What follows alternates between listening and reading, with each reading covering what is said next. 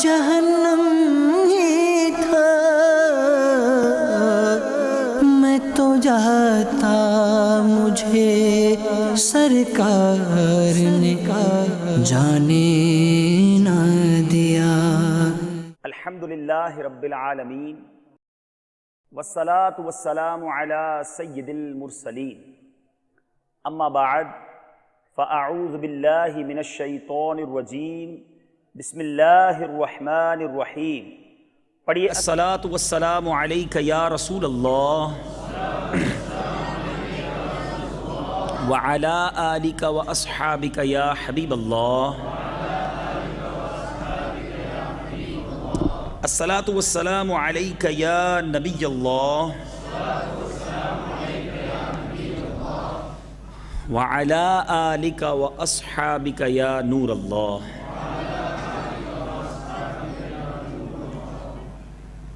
میرے پیارے اور محترم اسلامی بھائیوں اور مدنی چینل کے ناظرین، آج آسٹریلیا کے شہر سڈنی کے گرینڈ ویل میں ہم جمع ہیں۔ اللہ تعالیٰ ہم سب کا یہاں جمع ہونا اپنی بارگاہ میں قبول فرمائے۔ پردے میں رہ کر اسلامی بہنیں بھی آج کے اجتماع میں شریک ہیں، مالک کریم ان سب کا یہاں جمع ہونا بھی اپنی بارگاہ میں قبول فرمائے۔ آئیے بیان کرنے سے پہلے، بیان کے سٹارٹ سے پہلے کچھ اچھی نیتیں کر لیتے ہیں۔ حدیث پاک ہے، نیت المؤمن خیر من عملی، the intention of مومن is better than action۔ کیونکہ جتنی نیتیں اچھی زیادہ ہوں گی اتنا ثواب بھی زیادہ ہوگا۔ آئیے اچھی نیتیں کر لیتے ہیں۔ سب سے پہلے یہ نیت کرتا ہوں کہ آپ بھی کریں، میں بھی کرتا ہوں کہ اللہ کی رضا کے لیے اول تا آخر بیان میں شرکت کروں گا، بات چیت سے بچتے ہوئے، ادھر ادھر دیکھنے سے بچتے ہوئے، بیان کی تعظیم کی نیت سے ممکن ہوا تو دو زانوں بیٹھ کر توجہ کے ساتھ بیان سنوں گا۔ موبائل فون کے استعمال سے بچتے ہوئے موبائل فون کو سائلنٹ کر کے بیان سنوں گا۔ میں بھی اپنا موبائل نکال کر چیک کر لیتا ہوں، آپ بھی ایک بار چیک کر لیں۔ بعض اوقات ہم سمجھتے ہیں وہ سائلنٹ ہے، مگر وہ سائلنٹ نہیں ہوتا۔ تو موبائل چیک کر لیں اور اس کو سائلنٹ کر دیں تاکہ توجہ آپ کی بیان کی طرف رہے۔ اسے وائبریٹ موڈ پر بھی مت کیجیے گا، ورنہ آپ کو یاد دلاتا رہے گا کہ میں بج رہا ہوں اور آپ توجہ سے بیان نہیں سن سکیں گے۔ ہو سکتا ہے یہ سوال ذہن میں پیدا ہو کہ یہ نیتیں دعوت اسلامی کے اجتماع سے پہلے کروائی جاتی ہیں، یہ نیتیں پہلے تو نہیں ہوتی تھی؟ ہم پہلے تو کہیں نہیں سنتے تھے، یہ مدنی چینل پر مدنی مذاکروں میں ہر کام سے پہلے یہ لوگ نیتیں کرواتے ہیں، کھانا کھلاتے ہیں تو بھی نیتیں کرواتے ہیں۔ یہ کہاں سے لے کر آ گئے؟ یہ پہلے تو نہیں تھا۔ بچپن سے ایک حدیث پاک آپ نے بھی سنی ہے، میں نے بھی سنی ہے، اور بخاری شریف کی سب سے پہلی حدیث پاک ہے، انما الاعمال بالنیات۔ اعمال کا دار و مدار نیتوں پر ہے۔ تو اب the actions, the deeds are dependable on intentions۔ تو یہ تو بچپن سے سن رہے ہیں، تو پتہ چلا کہ اعمال تو ڈیپینڈ ہی نیتوں پر کرتے ہیں، مگر ہم ان چیزوں کو بھلا چکے تھے۔ امیر اہل سنت نے، دعوت اسلامی نے ایک بار پھر ریوائیو کیا، ہمیں یاد دلایا۔ اب ایک ایگزامپل کے طور پہ سمجھیے، ابھی آپ اجتماع میں آئے، کسی کی نیت یہ ہے کہ چلو یار بور ہو رہا ہوں، کچھ دوستوں سے ملاقات بھی ہو جائے گی، گیٹ ٹوگیدر بھی ہو جائے گا، آخر میں نیاز بھی کھا لیں گے، چلو اجتماع میں چلتے ہیں، تو اس کو تو کوئی ثواب نہیں ملے گا۔ اور کوئی اس لیے آیا ہے کہ کچھ علم دین سیکھوں گا، سنتیں سیکھوں گا، مسلمانوں کے قرب کی برکتیں حاصل کروں گا، سلام کروں گا، تو بہت ساری اچھی نیتیں ہو گئیں، آنا ثواب کا باعث بن گیا۔ اور یہ بات صرف دعوت اسلامی والے یا امیر اہل سنت نہیں کرتے۔ فتاوی رضویہ میں امام اہل سنت نے بڑی پیاری بات لکھی، اور یہ آج سے تقریباً 100 سال پہلے لکھا گیا۔ اس میں امام اہل سنت نے بتایا، حدیث پاک ہے جس کا مفہوم ہے کہ اگر کوئی شخص نماز کے لیے مسجد کی طرف جاتا ہے تو اسے ہر قدم پر ایک نیکی ملتی ہے اور ہر دوسرے قدم پر اس کا ایک گناہ معاف کر دیا جاتا ہے۔ ٹھیک ہے، امام اہل سنت لکھتے ہیں کہ یہ تو مسجد کی طرف نماز کے لیے جانے والے کا حکم ہے، لیکن اگر کوئی اپنے گھر سے نماز کے لیے چلے اور یہ چند نیتوں کا اضافہ کر لے، پھر امام اہل سنت نے اعلیٰ حضرت رحمۃ اللہ تعالیٰ علیہ نے 40 نیتیں لکھیں۔ اس میں کیا لکھا کہ اگر کوئی گھر سے چلے ساتھ ساتھ یہ بھی نیت کر لے کہ راستے میں کوئی نابینا مل گیا تو اس کو راستہ دکھا دوں گا، مسجد میں جاؤں گا تو پہلے سیدھا قدم داخل کروں گا، مسجد میں داخل ہو گیا تو اعتکاف کی نیت کروں گا، مسلمانوں کے قرب کی برکتیں حاصل کروں گا، مسلمان ملے تو ان کو سلام میں پہل کروں گا، پہلی صف میں تکبیر اولیٰ کے ساتھ جماعت پڑھوں گا، نماز کے بعد جنازے کی نماز ہوئی تو وہ بھی ادا کروں گا، جنازے کو کاندھا دے سکا تو کاندھا بھی دوں گا، کسی مسلمان کو گناہ کرتے ہوئے پایا تو اس کی اصلاح کر دوں گا، 2 مسلمانوں میں جھگڑا ہوا تو ان کی صلح کروا دوں گا۔ آیا اعلیٰ حضرت نے اس طرح 40 انٹینشنز لکھ دیں اور پھر فرماتے ہیں اب اگر کوئی شخص اپنے گھر سے یہ 40 نیتیں کر کے چلتا ہے تو اللہ کی رحمت سے امید ہے اب گھر سے نکلنا ایک کام کے لیے نہ ہوا، 40 کاموں کے لیے ہوا، ہر قدم پر 40 نیکیاں ملیں گی، ہر دوسرے قدم پر 40 گناہ معاف کر دیے جائیں گے۔ تو یہ بات نئی نہیں ہے، یہ بات بہت پرانی اور بیسک تھی، ہم بھول گئے تھے۔ امیر اہل سنت نے ہمیں یاد دلا دی، ہمیں پھر توجہ دلا دی۔ لیکن نیت کا بڑا دخل ہے، 2 مسلمان برابر میں نماز پڑھ رہے ہیں، کاندھے سے کاندھا بھی ملا ہوا، ایک جیسی نظر آ رہی ہے نماز دونوں کی، مگر ایک کی نماز اسے جہنم میں لے جا رہی ہے، ایک کی نماز اسے جنت میں لے جا رہی ہے۔ کیسے؟ نماز جہنم میں کیسے لے جائے گی؟ ایک نماز اس لیے پڑھ رہا ہے کہ لوگ مجھے نمازی سمجھیں، میری واہ واہ ہو جائے، ذرا لوگوں میں چرچا ہو جائے کہ ماں بدولت پکا نمازی ہے، تو یہ نماز اسے ثواب نہیں دے رہی۔ حالانکہ نظر لک دونوں نماز پڑھتے ہوئے نظر آ رہے ہیں، مگر ایک کی نیت بری ہے، لوگوں کو دکھانے کی، لوگوں کو خوش کرنے کی، رب کی عبادت کی نہیں۔ اور برابر میں ہی دوسرا شخص نماز پڑھ رہا ہے کہ میرا رب راضی ہو جائے، اللہ کی بارگاہ میں سجدہ کر رہا ہوں، میرے رب کا حکم ہے اس لیے نماز پڑھ رہا ہوں، تو برابر میں دونوں پڑھ رہے ہیں، look like both praying namaz together, but because of intentions, the bad intentions، برابر والا جہنم کی طرف قدم بڑھا رہا ہے اور ادھر والا جنت کی طرف جا رہا ہے۔ تو پتہ چلا کہ اللہ کی بارگاہ میں نیتوں کا بڑا عمل دخل ہے، صرف ایکشن سے کام نہیں چلے گا، پیچھے نیتیں کیا ہیں۔ روایتوں میں آتا ہے کہ جب بندوں کا نامہ اعمال رب کی بارگاہ میں لے جایا جائے گا تو اللہ تعالیٰ فرشتوں سے فرماتا ہے کہ میرے فرشتوں، میرے بندے کے اعمال نامے میں سے، بک آف ڈیڈز میں سے فلاں فلاں عمل نکال دو، ریموو کر دو۔ فرشتے عرض کرتے ہیں مولا وی آر وٹنس، ہم نے تو یہ عمل کرتے ہوئے اسے دیکھا ہے، ہم کیسے نکال دیں؟ اللہ فرماتا ہے میرے اس بندے نے عمل تو کیا ہے مگر میری رضا کی نیت نہیں تھی، یہ عمل ریموو کر دو۔ اور رب تعالیٰ کسی کے نامہ اعمال کے بارے میں فرماتا ہے میرے فرشتوں یہ عمل لکھ دو۔ فرشتے کہتے ہیں مولا یہ عمل تو اس نے کیا ہی نہیں، یہ نیکی تو اس نے کی نہیں۔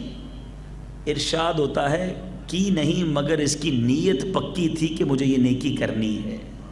اے میرے فرشتوں یہ نیکیاں اس کے نامہ اعمال میں لکھ دو، اس کو موقع نہیں ملا مگر فرم انٹینشن تھی کہ میں یہ نیک کام کروں گا۔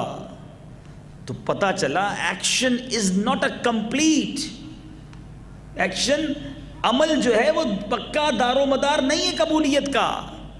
اللہ کی بارگاہ میں نیتیں دیکھی جاتی ہیں، انٹینشنز دیکھی جاتی ہیں۔ That's why we are emphasizing on intentions that please correct your intentions۔ نیتیں ٹھیک نہیں ہیں چاہے کتنے عمل کر لو اس کی جزا نہیں ملتی ہیں۔ اللہ تعالیٰ کی بارگاہ میں اچھی نیتیں دیکھی جاتی ہیں، تو انشاءاللہ اپنی نیتوں کی درستی کی بھی کوشش کریں گے۔ تو اسی لیے آپ کو اجتماع سے پہلے، مدنی مذاکروں سے پہلے، نیک اور جائز کام سے پہلے نیتیں کروائی جاتی ہیں۔ تو اب انشاءاللہ نیتیں کریں گے نا انشاءاللہ. چلیں صلو علی الحبیب. درود پاک پڑھنے کے بے شمار فضائل و برکات ہیں، بہت سارے حدیثیں، بہت سارے واقعات اس کے بارے میں ملتے ہیں. آیت درود ہم روز سنتے ہیں، ان اللہ و ملائکتہ یصلون علی النبی یا ایھا الذین آمنوا صلوا علیہ وسلموا تسلیما صلی اللہ علی النبی الامی وآلہ صلی اللہ علیہ وسلم صلاۃ و سلاما علیک یا سیدی یا رسول اللہ. اس کا ترجمہ بھی ہم جانتے ہیں، اے ایمان والو، اللہ اور اس کے فرشتے درود بھیجتے ہیں اس غیب بتانے والے نبی پر، تو اے ایمان والو تم بھی درود و سلام بھیجو. کبھی غور کیا کہ پوری دنیا میں بہت ساری عبادتیں رب تعالیٰ نے ہمیں عطا فرمائی. نماز پڑھو، قرآن میں حکم ہے، زکوٰۃ دو، روزہ رکھو، حج کرو، سجدہ کرو، عبادت کرو، مگر کسی کام میں رب نے یہ نہیں فرمایا کہ اے ایمان والو میں بھی کرتا ہوں تم بھی کرو. اپنے کسی کام میں رب نے ہمیں شریک نہیں فرمایا، ہمیں موقع نہیں دیا. مگر درود پاک ایک ایسی نعمت ہے کہ اللہ فرماتا ہے میں بھی کرتا ہوں، فرشتے بھی کرتے، ایمان والو تم بھی شامل ہو جاؤ. تو پتہ چلا کہ جس ہستی پر درود پڑے جا رہے ہیں نا، اس کو درود ہمارے درود کی حاجت نہیں. یہ تو چانس دیا جا رہا ہے، میں بھی کر رہا ہوں، فرشتے بھی کر رہے ہیں، تم نے کرنا ہے تم بھی آ جاؤ. چانس، سعادت، برکت دی جا رہی ہے. اور کبھی امیجن کیا ہے کہ فرشتے کتنے ہیں؟ اللہ تعالیٰ کے فرشتے کتنے ہیں؟ ایک بہت لمبی ڈیبیٹ ہے، لیکن میں بڑا سمپلیفائی کر کے ایک چھوٹا سا ٹچ دے کر آگے نکل جاؤں گا. بہت ایک فارمولہ ہے کیلکولیٹ کرنے کا، اگر اس کے مطابق بھی کیلکولیٹ کریں تو کیلکولیٹ نہیں ہوتا، کمپیوٹر بھی جواب دے جائے گا. ایک جگہ ہے دنیا میں جہاں روزانہ صبح بھی 70,000 فرشتے حاضری دیتے ہیں، شام بھی 70,000 فرشتے حاضری دیتے ہیں.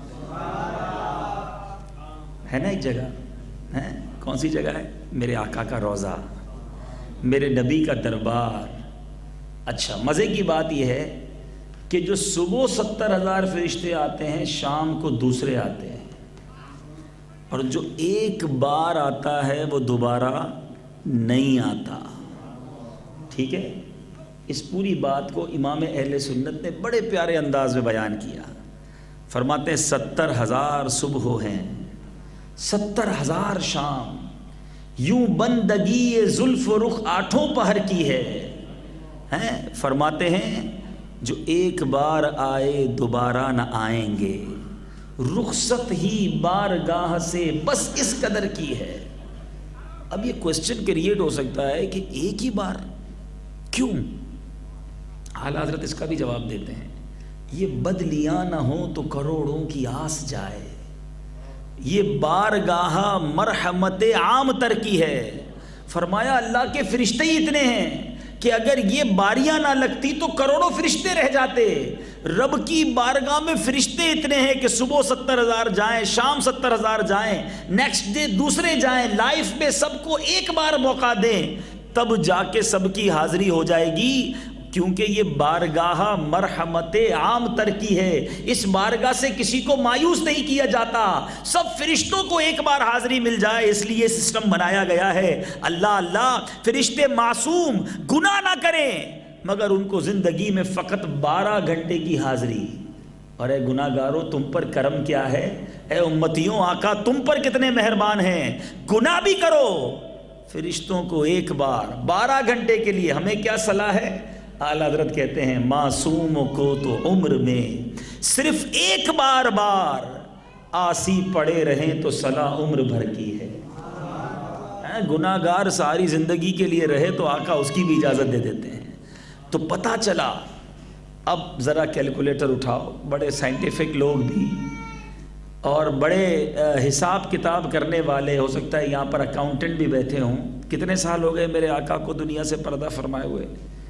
Approximately 1450 years.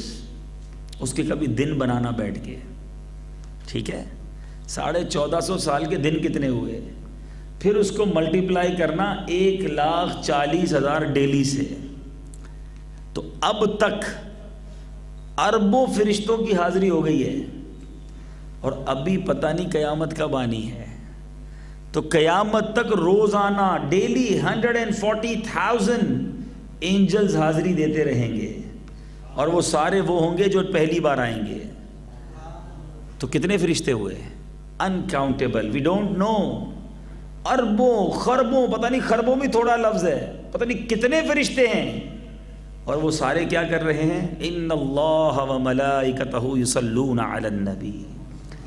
جو تھوڑے عربی کا قاعدہ جانتے ہیں نا، یصلون، یہ دلالت کرتا ہے، ایک بار نہیں پڑھتے ہیں، یہ ونس کے لیے نہیں ہے کہ اے ایمان والو اللہ اور اس کے فرشتوں نے بھی درود بھیجا اب تم بھی بھیج لو، نہیں، بھیجتے رہتے ہیں، یہ کنٹینیو ٹینس ہے۔ یہ خربوں فرشتے، خربوں بھی تھوڑا، نہ جانے کتنے فرشتے کنٹینیو روزانہ بلا ناغا نبی پاک پر درود بھیج رہے ہیں۔ اے ایمان والو تم بھی شامل ہو جاؤ۔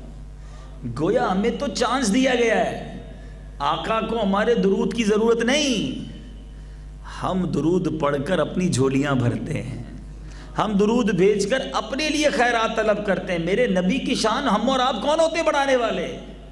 گویا رب نے اس عظیم کام میں ہمیں بھی شامل کیا ہے، تو انشاءاللہ ہم بھی اس کام میں شامل رہیں گے۔ تو that is a brilliancy, that is the excellency of درود پاک، کہ درود پاک کتنا بڑا اور مبارک فعل ہے۔ تو انشاءاللہ ہم بھی درود پاک پڑھنے میں کنجوسی نہیں کریں گے، کثرت سے درود پاک پڑھیں گے۔ اب کثرت سے درود پاک کیسے ہوگا؟ کہ کم از کم منیمم 313 ٹائمز، 313 مرتبہ جو روزانہ درود پڑھ لیتا ہے وہ کثرت کے ساتھ درود پاک پڑھنے والوں میں شامل ہو جاتا ہے۔ تو یہاں اسلامی بھائی اور اسلامی بہنیں بھی نیت کریں کہ اب انشاءاللہ ہم کثرت کے ساتھ درود پاک پڑھیں گے۔ درود پاک پڑھ لیں، صلو علی الحبیب صلی اللہ تعالی علی محمد صلی اللہ علیہ وسلم۔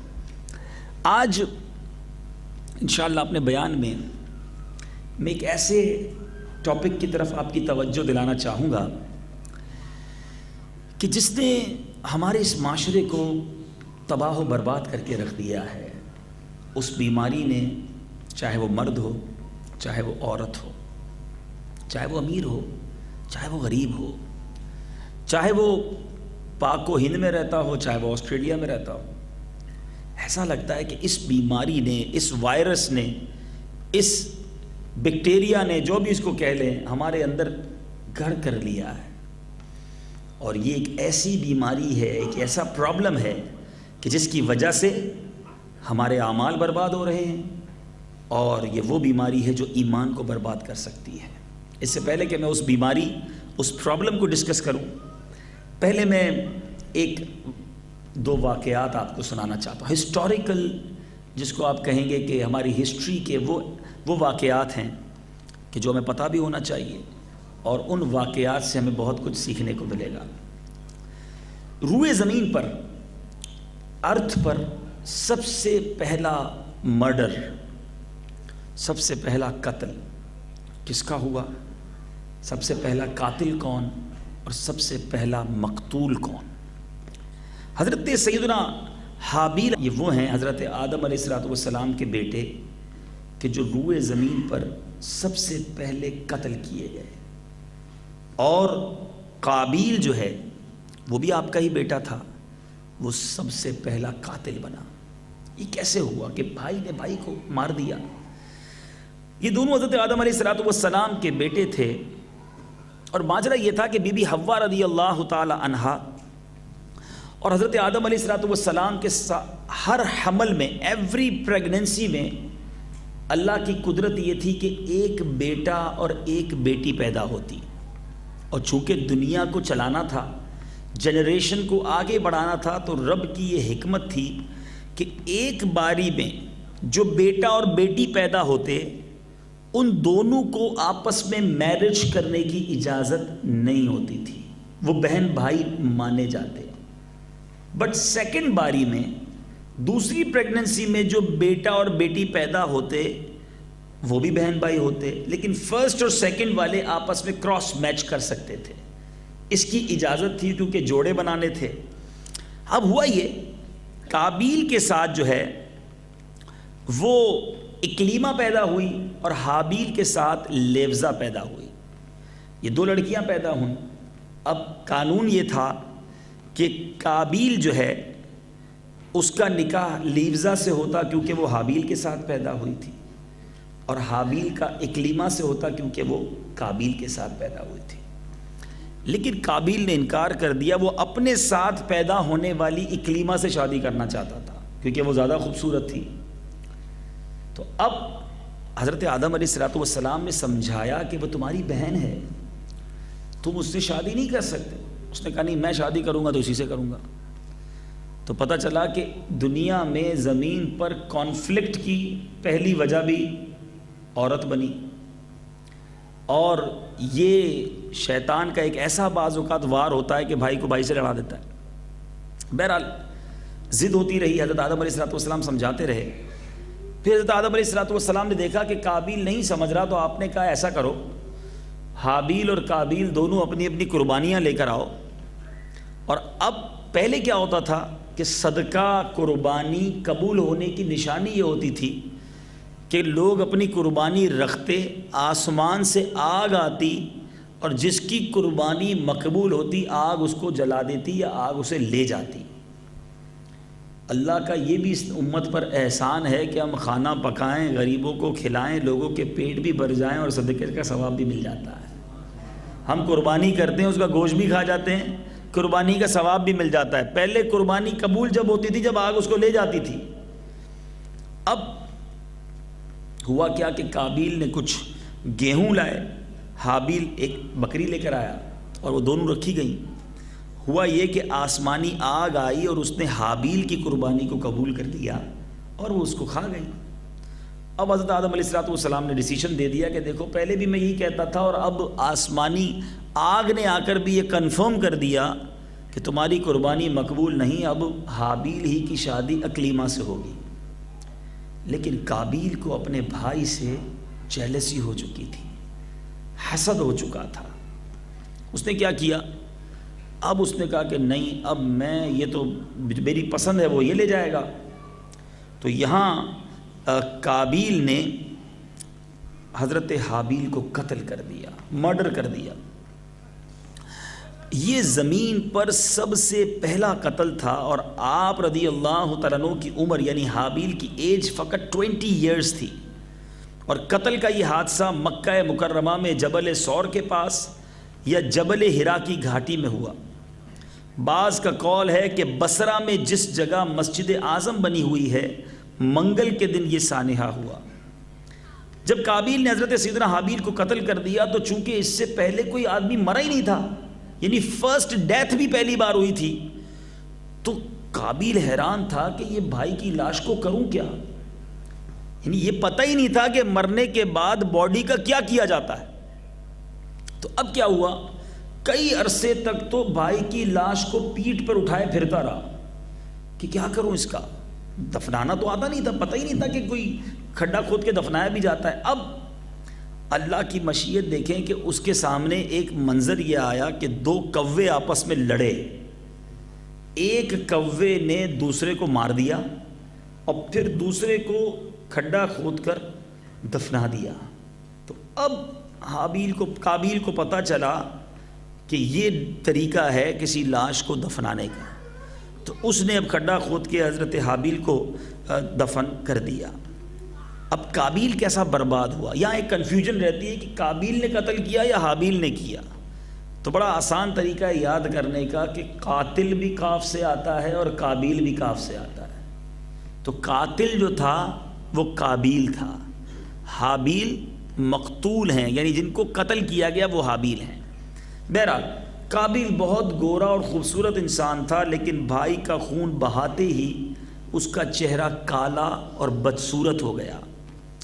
حضرت آدم علیہ السلام کو حضرت حابیل رضی اللہ تعالیٰ عنہ کے قتل کا اتنا رنج تھا کہ آپ 100 برس تک آپ کی زبان پر مسکراہٹ نہیں آئی، آپ کے چہرے پر اسمائل نہیں آیا، اور آپ نے شدید غضب کے عالم میں قابیل کو پھٹکار کر اپنے دربار سے نکال دیا۔ اب اس نے اکلیمہ کو ساتھ لیا اور وہ چلا گیا۔ اب ابلیس شیطان اس قابیل کے پاس پھر آیا اور اس کو پتہ ہے کیا کہتا ہے، ایک تو قتل کروا دیا اس سے، لیکن چھوڑنا تو نہیں ہے اس کو، مزید بروانا ہے۔ اب آ کر کہتا ہے پتہ ہے تمہاری آگ نے قربانی کیوں قبول نہیں کی؟ حابیل جو ہے وہ آگ کی پوجا کرتا تھا، اس لیے آگ نے اس کی قربانی قبول کی، تم بھی ایسا کرو آگ کی پوجا کرنا شروع کر دو۔ تو قابیل نے بھی آگ کی پوجا کرنا شروع کر دی، ایمان سے بھی گیا، قتل تو کیا ہی کیا، ایمان سے بھی گیا، اور اس کا ایک نابینا بیٹا اس نے ایک پتھر مار کر قابیل کو آگے جا کے قتل بھی کر دیا۔ تو اے میرے پیارے اسلامی بھائیوں، کیا سیکھنے کو ملا؟ حسد، جیلسی ایک ایسی بیماری ہے کہ بھائی کو بھائی کے خلاف کر دیتی ہے، اور پھر شیطان کتنا بڑا دشمن ہے کہ وہ گناہ پر گناہ کرواتا چلا جاتا ہے۔ تیسری بات کیا سیکھنے کو ملی کہ کبھی اپنی فیملی پر، فیملی بیک گراؤنڈ پر سیٹسفیکیشن نہیں ہونی چاہیے کہ میرے والد صاحب تو بہت نیک آدمی ہیں، میں بڑے خاندان سے تعلق رکھنے والا، I am a religious family, I am with the religious family, I belong to religious family۔ ارے نبی کا بیٹا ہے مگر کفر کی موت مرا۔ تو ایوری بڈی، ہر بندہ اپنے اعمال کا جواب دہ ہے۔ ہم کسی کے اعمال نامے پر اپنا ڈیپینڈ نہیں کر سکتے، ہمیں خود جواب دینا ہے۔ اور پھر گناہ کرنے والا اور گناہ کو انوینٹ کرنے والا، کسی گناہ کی ایجاد کرنے والا، لوگ بعض اوقات ایسے کام کر جاتے ہیں جو گناہ جاریہ کا باعث بنتے ہیں۔ خوش نصیب وہ ہوتے ہیں جو ثواب جاریہ کے کام کرتے ہیں، کچھ مسجدیں بناتے ہیں، کچھ سنیما بھی بناتے ہیں، کچھ مسلمانوں کے لیے نیکی کے راستے کھولتے ہیں، کچھ برائیوں کے اڈے بنا کے چلے جاتے ہیں۔ سنو، کبھی ایسا کام مت کر جانا کہ خود گناہ کرے نہ کریں، دوسرے کرتے رہیں، ہم مرتے رہیں۔ سید سرکار دو عالم صلی اللہ علیہ وسلم نے فرمایا، بخاری شریف کی حدیث ہے، کوئی بھی شخص ناحق قتل ہوتا ہے تو اس کا گناہ حضرت آدم علیہ السلام کے بیٹے قابیل کو ضرور ملتا ہے۔ پوری دنیا میں جب بھی کوئی ناحق قتل ہوگا اس کا گناہ قابیل کو بھی ملے گا۔ کیوں؟ اس نے سب سے پہلے قتل کا طریقہ رائج کیا۔ اور آج ہمارے مسلمان کہلانے والے گناہوں کے طریقے ایجاد کرتے ہیں، انجوائمنٹ کے نام پر گناہوں کے اڈے بنائے جاتے ہیں، اور پھر خود گناہ کریں نہ کریں دوسروں کو انوائٹ کرتے جاتے ہیں۔ ڈانسنگ پارٹی، کرسمس پارٹی، فلاں نیو ایئر پارٹی، پتہ نہیں ویلنٹائن پارٹی، کون کون سے پروگرام کر کے لوگوں کو بلا بلا کر گناہ کروائے جاتے ہیں۔ کچھ لوگ اپنے گھر، اپنے ہال، اپنی جگہوں کو دے دیتے ہیں کہ بھائی آپ کو یہ ہماری جگہ اویلیبل ہے، جو گناہ کرنا ہے کرو، یہاں کے پارٹیاں کرتے رہو، میرے نامہ اعمال میں گناہ ٹرانسفر کرتے رہو۔ ذرا سوچئے کیسے جواب دیں گے رب کی بارگاہ میں؟ ہمیں تو وہ کام کرنے ہیں کہ میں رہوں نہ رہوں، سجدے ہوتے رہیں، مجھے ثواب ملتا رہے، میں کچھ نمازی بنا کے چلا جاؤں، کچھ قرآن شریف پڑھا کے چلا جاؤں، کچھ قرآن پاک تقسیم کر کے چلا جاؤں۔ لیکن یہاں ماجرا یہ کہ گناہ کرنے اور کروانے کا شوق ہے۔ اب بھی ایک نیا طریقہ آیا گناہ کروانے کا اور گناہ کمانے کا۔ اپنے موبائل فون میں ایسی میوزیکل ٹیون رکھیں گے کہ جب بھی ان کو کال کرے تو ہم گانے سنیں۔ ارے زبردستی گناہ کروا رہے ہو۔ اپنے آفس میں ہولڈ کروانا ہے تو میوزک سنوانا ہے، اپنی کمپنی میں ہولڈ پر گانے لگاتے ہیں، فلاں فلاں میوزک لگاتے ہیں جو کہ ناجائز، حرام۔ اچھا وہ میوزک خود نہیں سن رہا، دوسروں کو سنوا رہا ہے اور اپنے لیے گناہ کا ذریعہ بن رہا ہے۔ کچھ لوگ اپنی گاڑی کے پیچھے تصویر لگائیں گے، گاڑی کے پیچھے، خود نہیں دیکھ سکیں گے، زمانہ دیکھے اور مجھے گناہ ملے۔ یہ کیا ہے؟ یعنی اتنا گناہ کمانے کا شوق ہے کہ میری وجہ سے لوگ گناہ کریں اور مجھے گناہ ملتے رہیں۔ استغفر اللہ، کدھر جائیں گے؟ کیسے جواب دیں گے اللہ کی بارگاہ میں؟ یہ حدیث پاک سمجھا رہی ہے کہ دیکھو ایک قتل کیا تھا اس نے، مگر because he invent the way of murder, تو دنیا میں جب بھی کوئی ناحق قتل ہوگا، میں نہیں کہہ رہا، بخاری شریف میں میرے آقا فرماتے ہیں، اس کی حدیث پاک سنائی میں نے آپ کو، کہ قابیل کو اس کا گناہ ملتا رہے گا. اور that is my today's topic, حسد، جیلسی. یہ ایک ایسی بیماری ہے جو بندے کو تباہ و برباد کر کے رکھ دیتی ہے. اب آئیے کچھ حسد کے بارے میں بتاؤں کہ یہ بیماری ہے کیسی. اس کا علم سیکھنا، یاد رکھیے، فرض ہے. اس کے بارے میں جاننا یہ بہت ضروری ہے.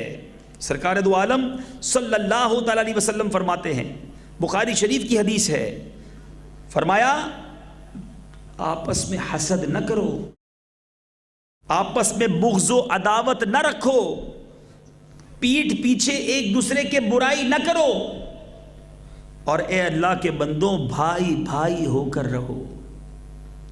لیکن بدقسمتی یہ ہے کہ یہ تینوں چیزیں آج ہمارے درمیان ہیں. ہم مسلمان سے جلتے بھی ہیں، حسد بھی کرتے ہیں، ہم اس کے پیچھے بغض بھی رکھتے ہیں، بیڈ تھنکنگ بھی رکھتے ہیں اس کے بارے میں، اور اس کی برائی بھی بیان کرتے ہیں. اسلام تو کہتا ہے بھائی بھائی بن کے رہو، اور ہم ان تینوں برائیوں میں مبتلا ہیں.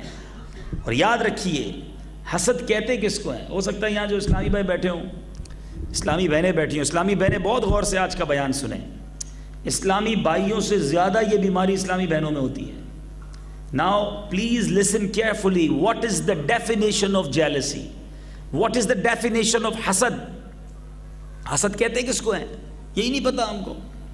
حسد کہتے ہیں کہ کسی کی دینی یا دنیاوی نعمت یا تو اس کا زوال ہو جائے، یا وہ ختم ہو جائے، یا اس سے چھن کر مجھے مل جائے. اس بات کی تمنا رکھنا، میری وش یہ ہو کہ اس کے پاس جو بلیسنگ ہے یا تو ڈسٹروائے ہو جائے، یا اس سے چھن کر مجھے مل جائے. اگر یہ تمنا، یہ وش دل میں ہے، دیٹ از کالڈ حسد. اور جو حسد کرتا ہے وہ ہوتا ہے حاسد، اور جس سے حسد کیا جاتا ہے وہ ہوتا ہے محسود. ٹھیک ہے؟ اب آئیے حسد کی کچھ ایگزامپلز. کسی کی مالی طور پر خوشی، کسی کو مالی طور پر خوش دیکھ کر جلنا، یعنی کوئی بڑا ویل سیٹ ہو گیا ہے، پیسہ آ گیا ہے، گاڑی واڑی لے لی ہے، گھر بنا لیا ہے، اور ہم جلنا شروع ہو جائیں، ہمیں اچھا نہ لگے. یا یہ تمنا کرنا کہ اس کے یہاں چوری ہو جائے، دل میں یہ وش ہو کہ اس کے پاس ڈکیتی پڑ جائے، کوئی رابری ہو جائے، یا اس کی دکان یا مکان کو آگ لگ جائے، یہ کوڑی کوڑی کا محتاج ہو جائے. یعنی کسی کی ترقی دیکھ کر دل میں خود خیال آ رہا ہے اور یہ تمنا کر رہا ہے کہ یار یہ پیسے والا کیوں ہو گیا، یہ برباد ہو جائے. اگر کسی کے بارے میں یہ خیال آ رہا ہے تو واٹ از دس؟ اسی طرح کسی کو اعلیٰ یا دینی یا دنیاوی منصب مل جائے، کوئی بہت بڑا نگران بن جائے، مبلغ بن جائے، یا اسی طرح دنیاوی طور پہ کسی کو کوئی لارڈ بن جائے، کوئی منسٹر بن جائے، کسی کمیٹی کا صدر بن جائے، تو یہ جب دل جلانا کہ اس سے اللہ کرے کوئی ایسی غلطی ہو جائے کہ اس کا یہ جو عہدہ ہے نا، یہ مقام یہ چھن جائے، اس کی یہ جو نعمت ہے اس سے چلی جائے، یہ بدنام ہو جائے.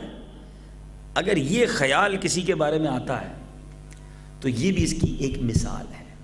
اسی طرح یہ خواہش کرنا کہ یہ کبھی خوشحال نہ ہو، یہ بس غریب ہی رہے، فقیر ہی رہے، یہ آگے نہ بڑھے، یہ بھی حسد کی ایک مثال ہے. اچھا، حسد کو حسد کیوں کہتے ہیں؟ حسد کا لفظ جو ہے یہ حسدل سے نکلا ہے. حسدل سے بنا ہے، جس کا معنی چیچڑی، یہ جوں کی طرح مشابہ ایک قدرے لمبا کیڑا ہے. جب انسان کو چپک جاتا ہے تو انسان کے جسم سے لپٹ کر خون چوستا ہے، یہ کیڑا ہے حسدلن. اور حسد بھی جو ہے نا وہ دل سے چمٹ جاتا ہے، اور جس کو حسد ہو جائے یہ اس کا خون چوستا رہتا ہے. یعنی حسد ایک ایسی بیماری ہے کہ جس کو حسد ہو جائے وہ خود ہی مرتا ہے، یعنی وہ خود پرسکون ہو ہی نہیں سکتا، جس سے حسد کر رہا ہے وہ آگے بڑھ رہا ہے، اس کا خون جل رہا ہے، یہ حسد کی آگ میں خود ہی جلتا رہتا ہے۔ یہ بیماری ایسی ہے اس کو دلی طور پہ بھی برباد کر دیتی ہے۔ اچھا، اسی طرح پیارے اسلامی بھائی امام غزالی رحمۃ اللہ تعالیٰ علیہ بڑی پیاری مثال دیتے ہیں۔ امام محمد بن محمد غزالی علیہ رحمۃ اللہ الوالی کیمیائے سعادت میں لکھتے ہیں کہ حاسد کی مثال ایسی ہے کہ دشمن کو مارنے کے لیے پتھر پھینکے، اوپر دشمن اوپر بیٹھا ہو اور یہ پتھر مارے بڑا غصے میں، وہ پتھر دشمن کو لگنے کی بجائے واپس آئے اور اس کی سیدھی آنکھ پھوٹ جائے، پھر غصہ آئے، پھر پتھر اٹھائے، پھر مارے، اس کو نہ لگے، پھر واپس آئے، اس کی بائیں آنکھ پھوٹ جائے، بڑا غصہ آئے، تیسری بار پتھر اٹھائے، پھر مارے، پھر اس کو نہ لگے، سر پہ آئے تو سر پھوٹ جائے۔ تو پھر دشمن اسے اس حال میں دیکھ کر ہنستے ہیں، اور حاسد کا بھی یہی حال ہے کہ شیطان اس کے دیکھ کر اس کا مذاق اڑاتا ہے، کیونکہ حسد کرنے والا سامنے والے کا بگاڑ کچھ نہیں سکتا، خود ہی خود جلتا رہتا ہے، گناہ بھی کماتا رہتا ہے اور طبیعت بھی خراب ہوتی رہتی ہے۔ یہ بیماری اتنی بری ہے کہ فائدہ کچھ نہیں ہوتا، نقصان ہی نقصان ہاتھ میں آتا ہے۔ اب آئیے، ایک حسد ایسا بھی ہے کہ جو جائز ہے، بلکہ بعض اوقات اس حسد کو کرنا واجب ہے۔ اب وہ کون سا حسد ہے؟ اب آپ بولیں گے یار یہ حسد سنا تو تھا، حسد کی اتنی تعریفیں بھی ہیں، حسد کی اتنی قسمیں بھی ہیں، حسد کے بارے میں قرآن و حدیث اتنا کچھ کہتا بھی ہے۔ تو یہی تو ہمارا پرابلم ہے کہ ہم نے دنیاوی ڈیزیزز اور دنیاوی ٹاپکس پر بہت چیزیں سنی پڑی ہیں، لیکن جو شرعی احکام ہیں، جو ضروری چیزیں وہ ہم نہیں سنتے۔ تو اب سنیے، حسد کی ایک قسم ہے رشک، اس کو غبطہ بھی کہتے ہیں۔ حسد اور رشک میں فرق ہے۔ حسد تو یہ نا یہ نعمت اس سے مجھے چھین کر مل جائے، یہ برباد ہو جائے۔ رشک یہ ہے کہ اس کے پاس نعمت ہے، یا اللہ مجھے بھی یہ عطا کر دے، میرے بھائی کے پاس بھی رہے، مولا مجھے بھی عطا کر دے، اللہ تو نے اس کو نوازا ہے مجھے بھی نواز دے۔ تو یہ رشک ہے اور یہ جائز ہے، لیکن کچھ رشک ایسے ہیں جو واجب ہیں۔ مثال کے طور پہ ایک بندہ نمازی ہے، تو اب نمازی کو دیکھ کر غیر نمازی یہ تمنا کرے، رشک کرے کہ مولا مجھے بھی نمازی بنا دے، میں بھی فرض کام کرنے والا بن جاؤں۔ اور کسی کا دینی فائدہ ہے، دنیاوی طور پہ وہ ترقی کیا ہوا ہے، پیسے والا ہے، تو بندہ رشک کر سکتا ہے کہ مولا تو نے اس کو دیا ہے مجھے بھی نعمت دے دے۔ لیکن ہمارا پرابلم عجیب و غریب ہے، ہم رشک بھی کرتے ہیں تو پیسے والے پہ کرتے ہیں، گاڑی والے پہ کرتے ہیں، یار گاڑی اس کو مل گئی مجھے بھی مل جائے، بنگلہ مل گیا مجھے بھی مل جائے، نوکری مل گئی اچھی والی مجھے بھی مل جائے۔ ہمارا رشک بھی دنیاوی معاملات پر ہے۔ ہم کبھی یہ کیوں نہیں سوچتے کہ یار وہ 5 وقت کا باجماعت نمازی ہے، کاش میں بھی بن جاؤں، وہ تہجد پڑھتا ہے میں بھی یا اللہ تہجد پڑھنے والا بن جاؤں۔ ہیں ہم بھاگتے بھی ہیں تو پیسے والے کے پیچھے، یہ کیوں نہیں بھاگتے کہ وہ جنت کی طرف جا رہا ہے، یا اللہ مجھے بھی ایسا بنا دے، یہ نیکی کی دعوت دیتا ہے، مولا مجھے بھی مبلغ بنا دے، اے رب تعالیٰ یہ امامہ پہنتا ہے داڑھی سجاتا ہے مجھے بھی یہ نعمت دے دے، ہیں یہ کتنا عبادت گزار ہے، مولا مجھے بھی عبادت کا شوق دے دے۔ ہم جنت کی طرف جانے والے سے رشک نہیں کرتے، ہم دنیاوی ترقی کرنے والے کی بات کرتے ہیں، یار کیا زبردست گاڑی ہے اس کے پاس، میرے پاس بھی ایسی ہونی چاہیے۔ ہماری تھنکنگ دنیاوی لحاظ سے بہت زیادہ ہے۔ میرے آقا کیا فرماتے ہیں کہ رشک کرنا کن سے چاہیے، وہی بتائیں گے ہمیں کس سے رشک کرنا چاہیے۔ سیدنا ابو ہریرہ رضی اللہ تعالیٰ عنہ راوی ہیں، بخاری شریف کی حدیث پاک ہے۔ آج میں آپ کو تیسری بخاری شریف کی حدیث سنا رہا ہوں۔ سرکار دو عالم نور مجسم شاہ بنی آدم صلی اللہ علیہ وسلم نے فرمایا، حسد نہیں ہے مگر 2 شخصوں پر، 2 ٹائپس کے لوگوں کے بارے میں رشک کرنا۔ یہاں حسد سے مراد رشک ہے، پازیٹیو، کہ یا اللہ اس کو دیا مجھے بھی دے۔ فرمایا ایک وہ جس نے قرآن سیکھا اور رات دن کے اوقات میں اس کی تلاوت کرتا ہے، اس کا پڑوسی تلاوت سنے اور کہے کاش مجھے بھی ویسا دیا جاتا جو اس کو دیا گیا تو میں بھی اس کی طرح عمل کرتا، اے اللہ تو نے اسے قرآن پڑھنے کی سعادت دی، مجھے بھی یہ موقع دے تو میں بھی تلاوت کروں۔ کتنا پیارا رشک ہے۔ اور فرمایا دوسرا وہ شخص جس کو اللہ عز و جل نے مال دیا، وہ حق میں مال کو خرچ کرتا ہے، کسی نے کہا کاش مجھے بھی ویسا ہی دیا جاتا جیسا فلاں شخص کو دیا تو میں بھی ویسا ہی عمل کرتا، یا اللہ تو نے فلاں کو مال دیا اس نے مسجد بنائی، مجھے پیسے دے دے میں بھی مسجد بناؤں گا. That is positive. یا اللہ وہ دن رات غریبوں کی مدد کرتا ہے, غریب اور مسکینوں کو کھلاتا ہے, مجھے مال عطا فرما, میں بھی یہ کروں گا. میرے آقا فرماتے ہیں یہ 2 رشک اچھے ہیں, جائز ہیں, اس کے سوائے نہیں کرے. بہرحال میرے پیارے اور محترم اسلامی بھائیوں, میرے آقا پر بھی لوگ رشک کریں گے. ہاں, سرکار دو عالم صلی اللہ علیہ وسلم خود فرماتے ہیں, سنن دارمی کی حدیث ہے, پیارے آقا علیہ الصلوۃ والسلام کو اللہ تعالیٰ نے ایسی شان رفعت عطا فرمائی کہ میدان محشر میں ساری مخلوق دیکھ کر رشک کرے گی. چنانچہ خاتم المرسلین رحمت للعالمین جناب صادق و امین صلی اللہ تعالیٰ علیہ وسلم نے قیامت کے حالات بیان کرتے ہوئے خود ارشاد فرمایا کہ میں اس مقام پر کھڑا ہوں گا کہ اگلے اور پچھلے سارے رشک کریں گے. دکھائی جائے گی محشر میں شان محبوبی. وہ میدان محشر کس کی شان بیان کرنے کے لیے ہوگا؟ دکھائی جائے گی محشر میں شان محبوبی کہ آپ ہی کی خوشی آپ کا کہا ہوگا. غلام ان کی عنایت سے چین میں ہوں گے, عدو حضور کا آفت میں مبتلا ہوگا. میں ان کے در کا بھکاری ہوں, فضل مولا سے حسن فقیر کا جنت میں بسترا ہوگا. تو میرے آقا علیہ الصلوۃ والسلام کی وہ عظمت, وہ شان جب لوگ دیکھیں گے تو رشک کریں گے کہ کیا مرتبہ, کیا شان. بہرحال صحابہ اکرام علیہم رضوان بھی رشک کرتے تھے, میں بھی رشک کرتا ہوں, آپ بھی کرتے ہیں, صحابہ بھی کرتے تھے. ہم کیا رشک کرتے ہیں؟ گاڑی دیکھ کر, بنگلہ دیکھ کر, سٹیٹس دیکھ کر. صحابہ اکرام کیا دیکھ کر رشک کرتے؟ سنو اے میرے اسلامی بھائیوں اور پردے میں رہ کر سننے والی اسلامی بہنوں, یہ اسلامی بہنیں بہت رشک کرتی ہیں. کپڑے دیکھے مجھے بھی ویسے ہی بنانے ہیں, سونا دیکھا مجھے بھی ویسا ہی سیٹ بنانا ہے. تم تو کما کے لاتے ہی نہیں, دیکھو فلاں نے گھر کیسا اچھا بنا لیا, اور ڈرائنگ روم کے پردے اتنے اچھے لگا لیے, وہ بڑا قیمتی والا کارپیٹ بھی بچھا لیا. ہماری تو واشنگ مشین بھی پرانی ہو گئی, دیکھو برابر والے نہیں لے کر آ گئے. جو برابر والوں نے لینا ہے, خاندان والوں نے لینا ہے, ٹینشن شور کی شروع ہو گئی. سنو سنو صحابہ کیسا رشک کرتے. سیدنا ابو ہریرہ رضی اللہ تعالیٰ عنہ راوی, مسلم شریف کی حدیث پاک, میرے آقا علیہ الصلوۃ والسلام کی بارگاہ میں مہاجر فقراء حاضر ہوئے. صحابہ تھے مگر غریب تھے, ٹھیک ہے, فقراء تھے, حاضر ہوئے اور عرض کرنے لگے, آقا یہ جو مالدار صحابی ہیں یہ تو دائمی نعمت لے گئے, ہم سے آگے بڑھ گئے, سامنے مالدار ہی تھے, لیکن یہ رشک نہیں کیا کہ آقا ان کے پاس تو گھر بھی ہیں, سواری بھی ہے, کھانا پینا بھی اچھا ہے, عطر بھی مہنگا لگاتے ہیں. یہ نہیں بولا, کہا آقا یہ مالدار صحابہ تو آگے برکت دائی بھی نعمت لے گئے. پیارے آقا نے فرمایا وہ کیسے؟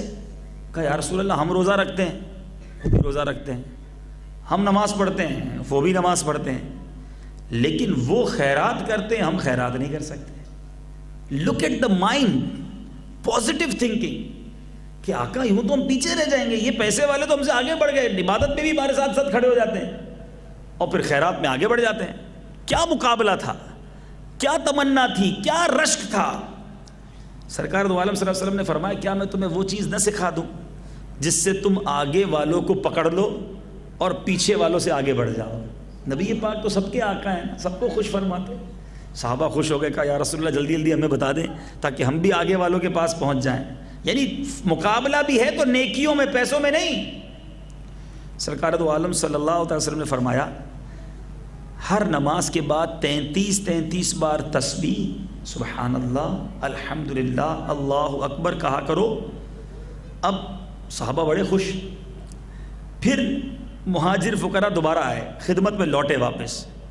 یا رسول اللہ ہمارے اس عمل کو تو مالدار صحابہ نے بھی سن لیا ہے.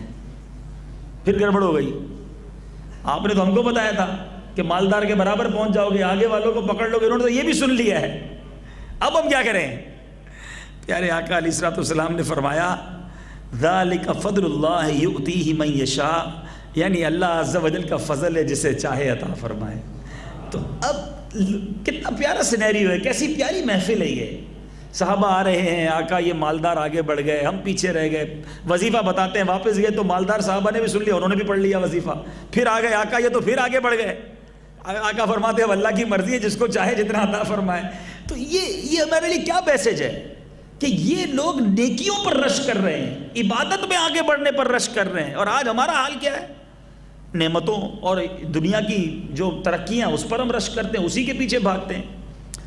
تو اب پیارے اسلامی بھائیوں، اسی طرح بعض اوقات یہ جو گناہ گاروں پر رشک ہوتا ہے نا، نارملی دنیا دار، گناہ گار، بدکار آگے بڑھ جاتے ہیں. اور بعض اوقات لوگ یہ کہتے بھی نظر آتے ہیں، یار دیکھو وہ تو نماز بھی نہیں پڑھتا، وہ تو حرام کماتا ہے، وہ تو اتنے گناہ کرتا ہے، شراب بھی پیتا ہے، کلبز بھی جاتا ہے، اور اس کے پاس اتنی نعمتیں ہیں. سنیے اس کا جواب بھی نبی پاک نے عطا فرمایا. سرکار دو عالم صلی اللہ تعالیٰ علیہ وسلم نے فرمایا، تم کسی بدکار پر کسی نعمت کی وجہ سے رشک نہ کرو.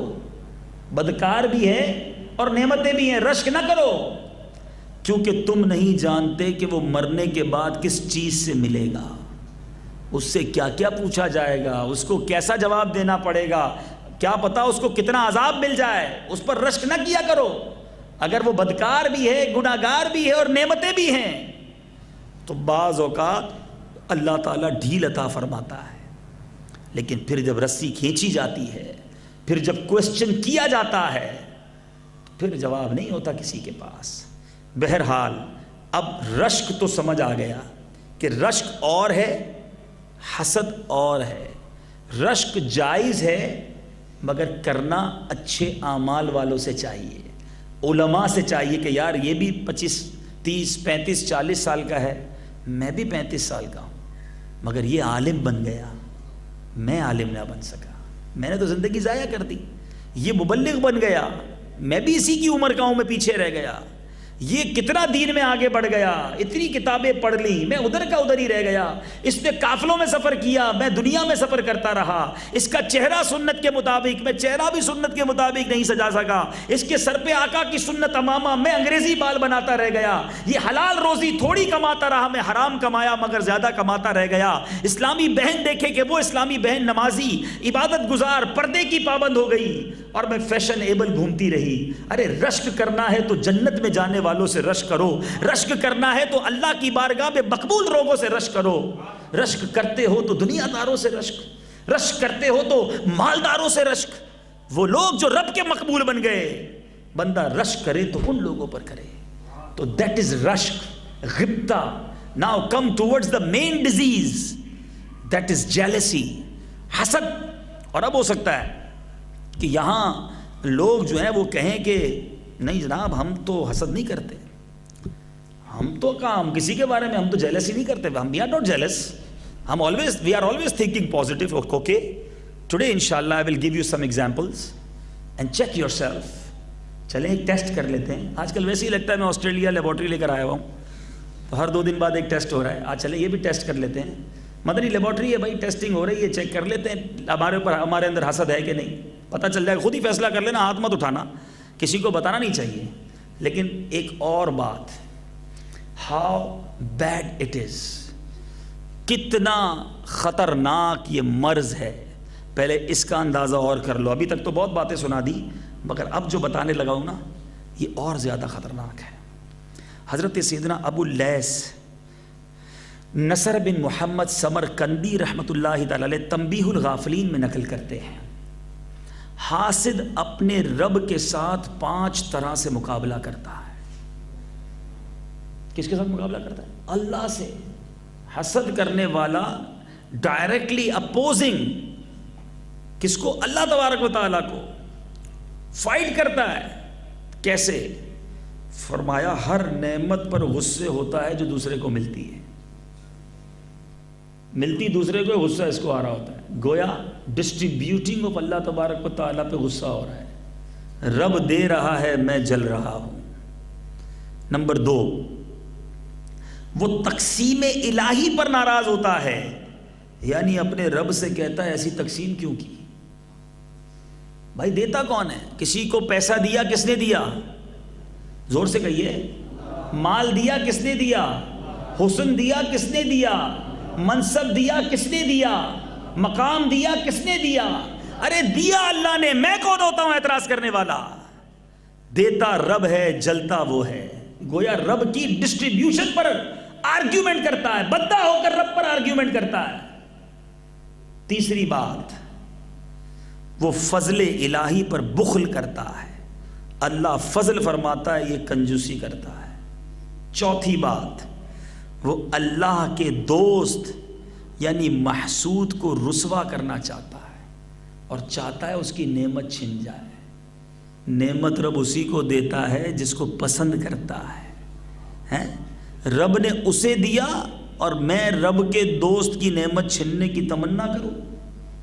اور پانچویں بات، وہ اپنے دوست یعنی ابلیس کی مدد کرتا ہے، کیونکہ یہ اللہ کا دشمن ہو گیا تو اس کا دوست کون ہو گیا؟ شیطان۔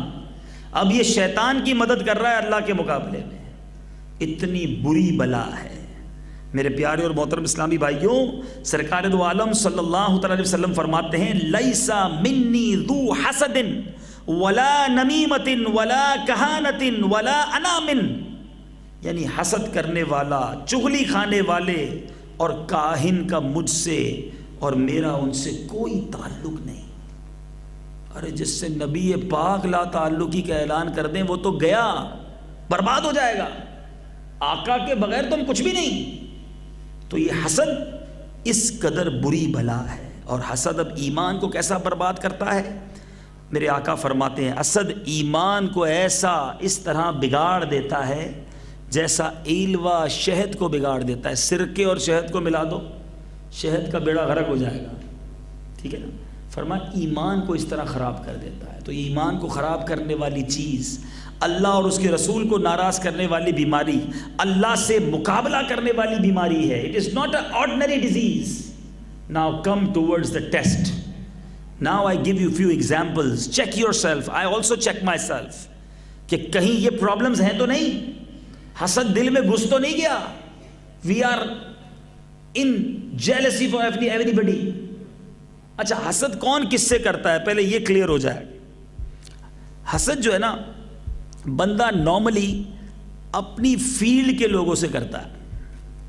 یعنی جو ٹیچر ہے وہ ڈرائیور سے حسد نہیں کرتا، ٹیچر سے حسد کرتا ہے نارملی، کیونکہ کسی ایک کی جاب اچھی ہو جاتی ہے، جو اسٹوڈنٹس ہوتے ہیں اس کی بڑی تعریف کر رہے ہوتے ہیں، بندہ بولتا ہے یار یہ آگے بڑھ گیا۔ ڈرائیور جو ہے وہ اسکول ٹیچر سے حسد نہیں کرتا، وہ دوسرے ڈرائیور سے حسد کرتا ہے، اس کو ذرا ڈیوٹی زیادہ مل جاتی ہے، اس کو لوڈ زیادہ مل جاتا ہوگا۔ اسی طرح جو ہے وہ نارملی ایک آفس میں کام کرنے والا دوسرے اپنی آفس کے کسی بندے سے حسد کرتا ہے۔ اسی طرح دینی بندہ نعت خواں اگر ہے، معاذ اللہ شیطان وہاں بھی نعت خواں کو نعت خواں سے حسد کروا دے گا، مبلغ کو مبلغ سے حسد کروا دے گا، دعوت اسلامی کے ذمہ دار کو ذمہ دار سے حسد کروا سکتا ہے، اسلامی بہن سے حسد کر سکتی ہے۔ میرے پیارے اور محترم اسلامی بھائیوں، اب اگر چیک کرنا ہے نا تو پہلے اپنی ہی فیلڈ کے لوگوں میں چیک کر لو کہ کہیں ہم اپنے ہی لوگوں سے حسد تو نہیں کر رہے، کہیں اپنی ہی فیلڈ کے لوگوں سے حسد میں مبتلا تو نہیں ہیں۔ اگر ایسا مسئلہ ہے تو پھر ہمیں جو ہے غور کرنا چاہیے۔ تاجر سے حسد کرتا ہے، بزنس مین سے حسد کرتا ہے، کسی ڈاکٹر سے حسد نہیں کرتا، اور ڈاکٹر سے حسد کرتا ہے۔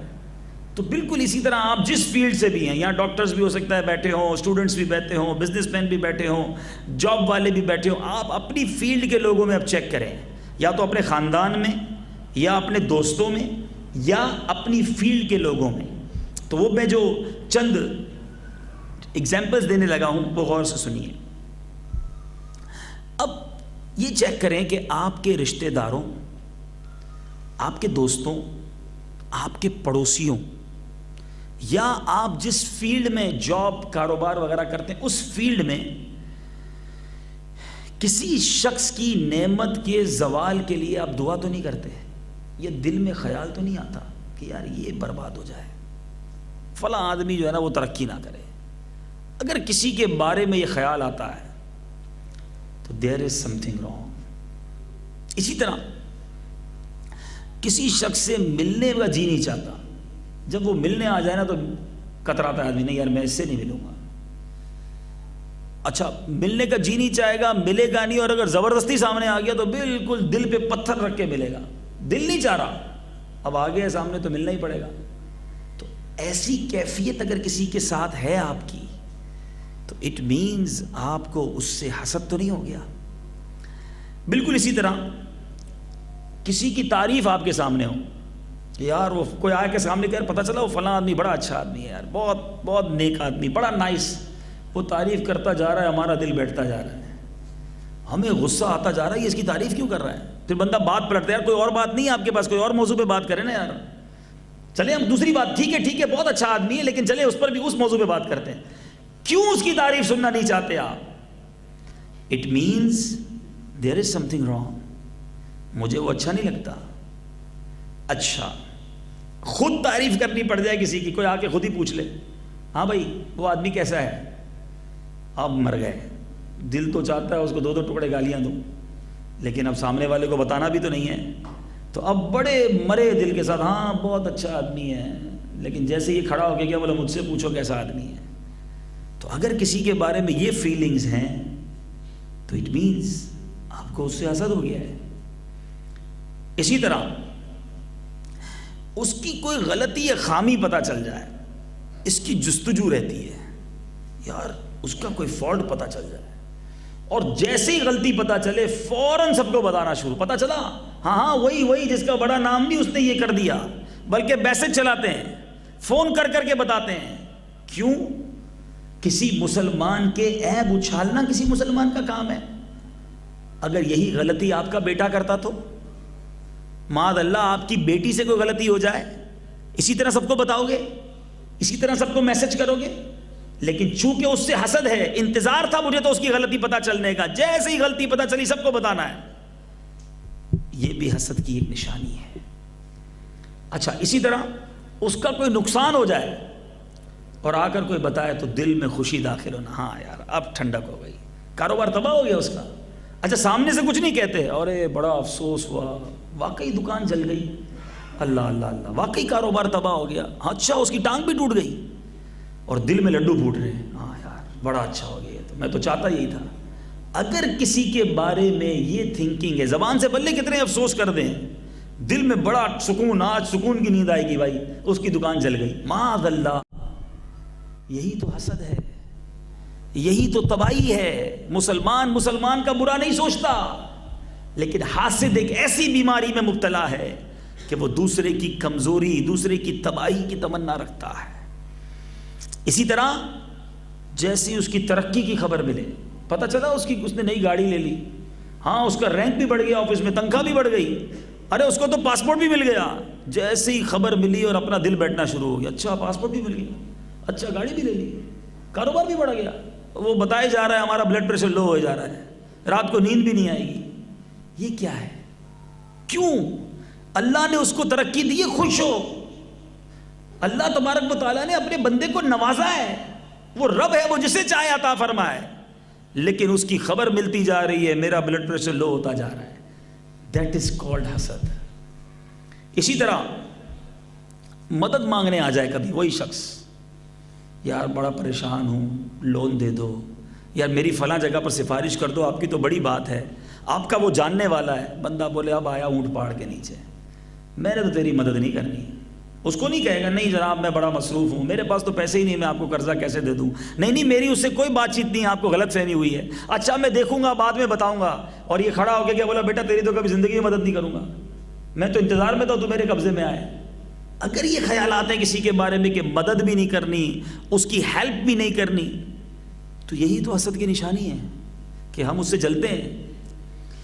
تو اب میرے پیارے اسلامی بھائیوں, اگر یہ باتیں ہیں, اسلامی بہنیں, کسی اسلامی بہن, بلکہ بہن سے حسد کرتی ہے. ایک بہن اپنے خاندان میں خوشحال ہو جائے, سسرال میں بڑا سکون مل جائے, دوسری بہن جلنا شروع ہو جاتی ہے. اچھا اس کو گاڑی بھی دے دی شوہر نے, سونے کی سیٹ بھی دلا دی, اچھا بہن بھی ہے, تعریف بھی کرے گی, بہت اچھی لگی مجھے, اللہ تیرے کو اور سخی رکھے. جیسے ہی اکیلے میں بیٹھے گی جلتی رہے گی, اس کو مل گیا مجھے نہیں ملا. یہ کیا ہے؟ یہ ایسی بیماری ہے جو آج ہمیں پتہ نہیں ہوتا. ہم آپس میں بیٹھ کے کھانا بھی کھائیں گے, آپس میں جاب بھی ساتھ کرتے ہوں گے, ایک ہی گھر میں شیئرنگ کے ساتھ رہنے والے ایک دوسرے سے حسد کر رہے ہوتے ہیں. یہ کیسی بری بیماری ہے کہ ساتھ رہ کر منافقت نہیں, کھانا ساتھ کھاتے ہیں, گھومتے پھرتے ساتھ ہیں, محبت سے ملاقات کرتے ہیں, دل میں حسد کی آگ ہے. سوچتے برا ہے اس کے لیے، نقصان کی اس کی تمنا ہے، جیسے ہی خبر ملے گی اس کے یہاں چوری ہو گئی اپنے کو مزہ آ گیا. یہ کیا ہے؟ اسلامی بہنیں دوسری اسلامی بہن، پڑوسن سے حسد کر رہی ہے، ذمہ دارہ سے حسد کر رہی ہے، بس کسی طرح برباد ہو جائیے، اس کا شوہر اس کو مارنا شروع کر دے، بس مجھے مزہ آ جائے گا. کیوں؟ یہ وہ مسلمانوں کے اندر ختم، یہ محبتوں کو تباہ کرنے والی چیز ہے. آج ہمارے اندر سے پیورٹی ختم ہو گئی، حسد کرتے جا رہے ہیں، شہد میں سرکہ ڈالا جا رہا ہے. حدیث پاک ہے حسد نیکیوں کو اس طرح کھا جاتی ہے. حدیث پاک کا مفہوم ہے جس طرح آگ لکڑیوں کو کھا جاتی ہے. بندہ حسد بھی کر رہا ہے، اس کا بگاڑ بھی کچھ نہیں سکتا، اپنی نیکیاں ختم بھی ہو رہی ہیں. یہی تو شیطان چاہتا ہے کہ ہماری محبتیں نہ رہیں، ہم ایک دوسرے کے کیئرنگ نہ رہیں، ہم ایک دوسرے کے سپورٹر نہ رہیں، ہم ایک دوسرے کو کاٹنے والے بن جائیں. اور آج یہی پرابلم ہے ہمارے معاشرے میں، ہر گھر کی پرابلم ہے، ہر فیملی کی پرابلم ہے، ہر کمیونٹی کی پرابلم ہے. اگر خدا کی قسم یہ حسد دل سے نکل جائے نا، ہمارا معاشرہ کہاں کے کہاں پہنچ جائے، محبتیں واپس آ جائیں، برکتیں واپس آ جائیں، کتنے جھگڑے لڑائیاں ختم ہو جائیں. لیکن پرابلم یہ ہے کہ ہم حسد کی آگ میں جل رہے ہیں. اے میرے پیارے اسلامی بھائیو، خدا را آج آئے ہو نا اجتماع میں، اسلامی بہنیں بھی آئی ہیں اجتماع میں، ہو سکتا ہے جو سمجھدار ہوں گے، جو واقعی اس بیماری سے بچنا چاہتے ہوں گے، ابھی گفتگو کے دوران ہی ان کو وہ لوگ یاد آ گئے ہوں گے کہ یار فلاں سے مجھے پرابلم ہے. یہ بات تو ٹھیک کر رہے ہیں، جب اس کی کامیابی، اس کی برکت، اس کی ترقی سنتا ہوں تو مجھے اچھا نہیں لگتا. تو اب علاج کرنا ہے، اس بیماری کو پالنا نہیں ہے، اس بیماری کو کنٹینیو نہیں کرنا ہے. اب آئیے انشاءاللہ بیماری بتائی، اس کے سمٹمز بتائے، اب انشاءاللہ اس کا کیور بھی بتائیں گے. دعوت اسلامی الحمدللہ ایک ایسا روحانی ہاسپٹل ہے جہاں دل کے باطنی امراض کا علاج کیا جاتا ہے، جہاں ہزاروں نہیں لاکھوں لوگوں کا شفا مل چکی ہے. اور آج انشاءاللہ اس بیماری سے بھی اس کا علاج انشاءاللہ میں عرض کروں گا. درود پاک پڑھ لیں، صلو علی الحبیب. اب اس کے علاج، سب سے پہلے تو بندہ توبہ کرے، سچی توبہ، اللہ سے معافی مانگے، مولا غلطی ہو گئی، کر لیا حسد، تیرے بندوں سے میں نے حسد کر لیا اور تجھ سے مقابلہ بھی کر لیا، کرم کر دے، بندہ تیرا معاف کر دے. سچی توبہ پکی. توبو الی اللہ استغفر، توبو الی اللہ استغفر، توبو الی اللہ استغفر اللہ ربی من کل ذنب. سچی توبہ. یا اللہ ہم نے آج تک جو حسد کیا، تیرے بندوں سے جیلسی کی، تیری بندیوں سے جیلسی کی، غلطی ہو گئی مولا، آئندہ نہیں کریں گے، ہماری اس غلطی کو معاف کر دے، ہماری توبہ کو قبول کر لے، آئندہ حسد نہ کریں، ہمارے دل کو صاف کر دے. پھر یہ اکیلے میں بھی توبہ کرنا، رو رو کے بھی کرنا. اب دوسرا علاج، دعا کریں. دعا مومن کا ہتھیار ہے. اللہ سے دعا کرتا رہا، یا اللہ مجھے حسد سے بچا لے، میرے دل کو صاف کر دے، میں مسلمانوں کے لیے اچھا سوچنا چاہتا ہوں، اے مولا میرے دل کو مسلمانوں کے لیے اچھا سوچنے والا بنا دے. یہ دعا مانگو گے نا، اللہ مدد فرمائے گا. دعا مانگتے نا یا اللہ پیسہ بڑھ جائے، نوکری مل جائے، یہ دعا کی مانگنا ٹھیک ہے، لیکن اللہ سے صاف ہونے کی بھی تو دعا مانگو، اچھا نیک بننے کی بھی تو دعا مانگو، گناہ سے بچ جاؤں یہ بھی تو مانگو. پھر حسد کی تباہ کاریوں پر نظر رکھیے. یہ حدیثیں یاد رکھے کہ حسد کتنی بری بلا ہے، ایمان کو برباد کر دے گی، نیکیاں برباد ہو جائیں گی، اللہ سے جنگ ہے. تو انشاءاللہ جب یہ چیزیں یاد رہیں گی نا، تو جب کسی کے بارے میں حسد آنا شروع ہوگا آپ اس سے بچ جائیں گے. پھر لوگوں کی نعمتوں پر نگاہ نہ رکھے، اس کو یہ مل گیا، اس کو یہ مل گیا، وہ اتنا آگے بڑھ گیا، اللہ نے جو مجھے عطا کیا نا میں اس پر ہی خوش رہوں. ارے اللہ نے مجھے اتنا دیا ہے، میری اوقات کیا مجھے اس سے بڑھ کر دیا ہے. جب یہ خیال بن جائے گا تو پھر لوگوں کی نعمتوں پر نظر نہیں جائے گی. اچھا، اسی طرح نفرت کو محبت میں بدلنے کی تدبیر کرے. جس سے حسد ہو گیا نا اس کو تحفہ بھیجے، اس کو نہ بتائے، اس کو کبھی پھول دے دے، کبھی کتاب دے دے، کبھی عطر دے دے. بڑا برا لگے گا، یہ بتا دوں شروع میں، ارے اس سے تو نفرت کرتا تھا، اسی کو تحفہ دوں. لیکن چونکہ بیماری مجھے ہوئی ہے، اس کو نہیں، علاج مجھے کرنا ہے. ایک بزرگ کے بارے میں آتا ہے، دو بزرگ برابر میں بیٹھے تھے، عبادت کر رہے تھے. ایک بزرگ کھڑے ہوئے اور اٹھتے ہی ان کے ماتھے کو چوم لیا. انہوں نے کہا خیریت تو ہے؟ کہتے مجھے فیل ہونے لگا کہ میں آپ کے بارے میں کچھ اچھا نہیں سوچ رہا تھا، میں نے اسی لیے فوراً آپ کی پیشانی کا بوسہ دیا کہ دل میرا صاف ہو جائے. یہ کیسے اچھے لوگ تھے, آنے ہی نہیں دیتے تھے اندر. اب آپ کو لگے نا یار فلاں ترقی کر رہا ہے نا, مجھے اچھا نہیں لگ رہا, پتہ نہیں کیا ہو گیا مجھے, فوراً تحفہ لے جائے حضرت آپ کے لیے تحفہ. تو اب دل میں سے صاف ہونا شروع ہو جائے گا. اچھا اسی طرح ایک اور بڑا پیارا حل بتاتے علماء, جس سے حسد ہو جائے نا اس کے لیے دعا کرنا شروع کر دیں. مثال کے طور پہ کسی کا بیان بڑا اچھا ہے, مجھے اچھا نہیں لگتا, یا یہ کیوں اتنا اچھا بیان کرتا ہے, میں کیوں نہیں, اس کا بیان کمزور ہو جائے تو بندہ دعا کرے یا اللہ اس کے بیان میں اور ترقی دے. کسی کی نعت اچھی لگ کر اپنے کو تھوڑی سی پرابلم ہونے لگ گئی ہے, یا اللہ اس کی آواز میں اور برکت دے. کسی کے پیسے دیکھ کر مجھے تھوڑا سا پرابلم ہونے لگا, یا اللہ اس کے مال میں اور برکت دے. کسی کی گاڑی دیکھ کر پرابلم ہو رہا ہے, یا اللہ اس کی گاڑی میں اور اس کو برکت دے. اچھا پھر کیا ہوگا, جب دعا میں مانگ رہا ہوں گا اس کو برکت ملے گی تو دل سے جواب آئے گا, تو نے تو دعا مانگی تھی تبھی تو برکت ملی ہے, پھر کس بات پہ حسد کر رہا ہے. تو دعا مانگنا شروع کر دے. جب دعا مانگے گا نا اس کی ترقی کے لیے تو دل صاف ہونا شروع ہو جائے گا, دل سے حسد نکلنا شروع ہو جائے گا. اسی طرح جب وہ نظر آئے تو اس کو سلام کرے, پہلے سلام کرے, السلام علیکم ورحمۃ اللہ. اب آپ سلامتی کی دعا دے رہے ہیں تو حسد کہاں سے کریں گے اس سے, اس کی خوشی میں خوش ہونا شروع ہو جائے. اچھا ماشاءاللہ آپ کو مطلب کاروبار میں برکت ہو گئی, آپ کی جاب بڑھ گئی, اللہ اور برکت ہے, ارے ماشاءاللہ مرحبا مدینہ مدینہ. اب جب آپ اس کی خوشی پہ خود ہی خوش ہو رہے ہیں تو دل سے حسد ویسے ہی نکل جائے گا. تو یہ وہ تدبیریں ہیں, یہ وہ علاج ہے کہ بندہ جس کے ذریعے حسد کو دور کر سکتا ہے, اور یہ دور کرنا ضروری ہے. It is compulsory. اگر ہم دور نہیں کریں گے تو ہم خود ہی برباد ہو جائیں گے, اس کا کچھ نہیں بگڑنا. تو بہرحال آج کے اس شارٹ سے مختصر سے بیان میں, کیونکہ ایک سیشن میں ساری باتیں بیان کر دینا it's not possible, but I am trying my best, I tried my best کہ کچھ باتیں آپ تک پہنچاؤں. لیکن اگر اس ٹاپک کو پورا کور آپ کرنا چاہتے ہیں, بلکہ ایک ایسا ٹاپک ہے جس کو بار بار ڈسکس ہونا چاہیے, ہمارے گھروں کی محبتیں واپس آ سکتی ہیں. آپ آپس میں تحفے دیتے ہوں گے, میں آپ کو مشورہ دوں گا, یہ کتاب ہے جس کا نام ہے حسد, بہت چھوٹی سی بکلیٹ ہے, میں نے اسی کتاب سے بیان کیا ہے. یہ کتاب ڈاؤن لوڈ کر لیں, پڑھیں, مکتبے والوں سے گزارش ہے منگوا لیں, اور آپ اس کو اپنے خاندان میں سب کو ڈسٹریبیوٹ کریں. یہ ثواب جاریہ ہے.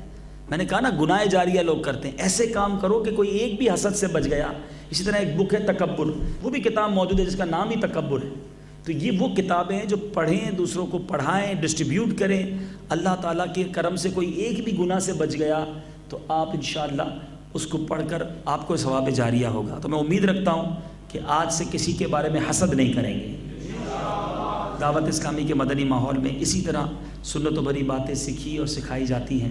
نمازوں کی پابندی کی نیت کیجیے, گناہوں سے بچنے کی نیت کیجیے, آگے آئیے, دعوت اسلامی کے ساتھ مل کر کام کیجیے. الحمدللہ ہمارے اجتماعات ہر جمعرات کو ہوتے ہیں, تو خود بھی شامل ہوں, دوسروں کو بھی لے کر آئیں. انشاءاللہ اللہ تعالیٰ کے کرم سے ہمیں بھی برکتیں حاصل ہوں گی. اللہ تبارک و تعالیٰ ہم سب کو دل کی تمام بیماریوں سے, گناہوں کی تمام بیماریوں سے نجات عطا فرمائے. آمین بجاہ النبی الامین صلی اللہ تعالیٰ علیہ وسلم. اعمال کا بدلہ تو جہنم ہی تھا, میں تو جاتا مجھے سرکار نے جانے